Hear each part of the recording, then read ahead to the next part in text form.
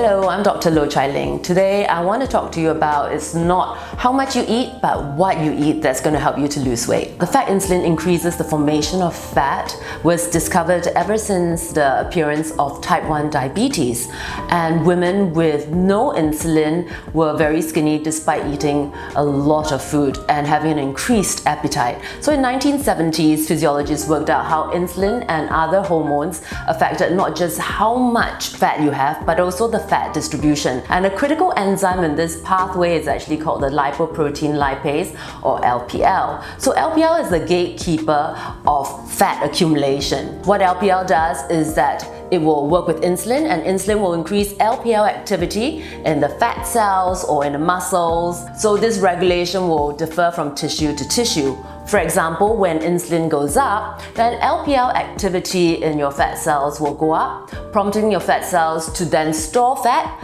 but the activity in the muscles will go down, so then your muscles will have to burn glucose for energy. Conversely, when insulin goes down, then LPL activity on your fat cells goes down, and so then your fat cells will dump fatty acids out, which is fat breakdown, but your muscles will have increased LPL activity, so they will take up all these fatty acids and burn them for fuel. Literally is a state of ketosis. So the reason why we gain weight is really more due to insulin than what you eat. So LPL stands for lipoprotein lipase again, and women have more LPL in their adipose tissue than men, and that's why women gain weight more easily. They also have more LPL in certain areas like your hips, buttocks and thighs. So when women gain weight, these are the areas that gain weight first. Men conversely have more LPL activity around the abdominal tissues. So when men gain weight, they tend to gain weight in the form of a beer belly. Now, sex hormones will also affect LPL activity. For example, testosterone actually inhibits LPL activity. So when a man gets older and their testosterone fall, then unfortunately their LPL activity will go up, and this explains why men will just fatten around their waist as they get older.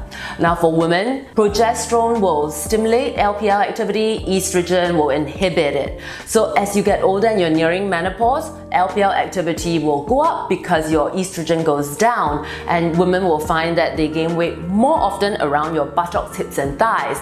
But one thing about after menopause is that your LPL activity in the abdominal region for women also rises. So women can then also develop sort of like accumulation around the midsection. So this explains why women who had a hysterectomy and so the estrogen declines also finds that they find it hard to lose weight, they are going to gain weight even if their diet and exercise remains the same. So why am I talking about insulin and LPL? Well, the implication for this is that if women want to lose weight, they should be thinking of how they can reduce their insulin secretion. And I'm going to show a graph here. You'll find that as insulin goes up, then your fat cells are going to be all in storage mode, and you can find that there's a decrease in free fatty acid concentration when you go up, because all these fatty acids are going to be taken into the fat cells and going to be stored as fat.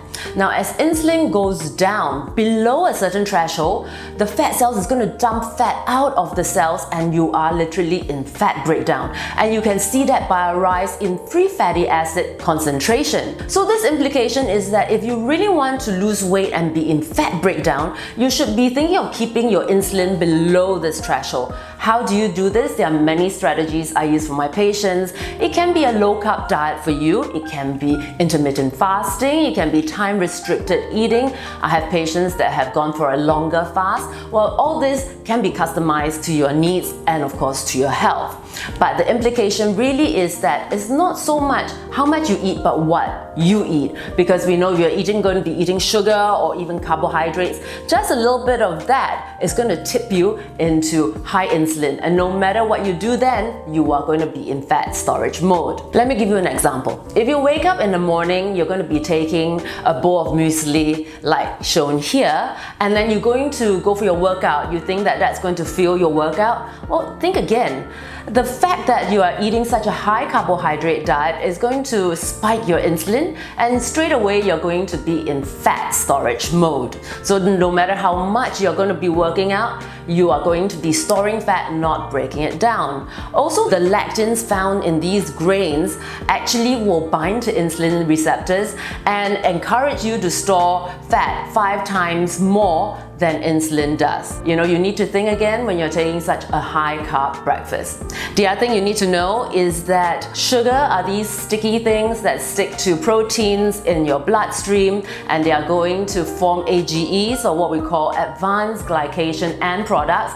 And these bad boys are the things that are going to cross-link your collagen and elastin, and that's how wrinkles are formed. So not only are you going to gain weight, you're going to get more wrinkles. So that's another reason why you should be avoiding sugar and processed foods, and if possible to lower the carbohydrates in your diet if you're looking to lose weight. I've come to the end of my video. Please like and subscribe for this and other related content. If you have any questions or requests for future content, please drop me a line and I'll try to cover it in my future videos.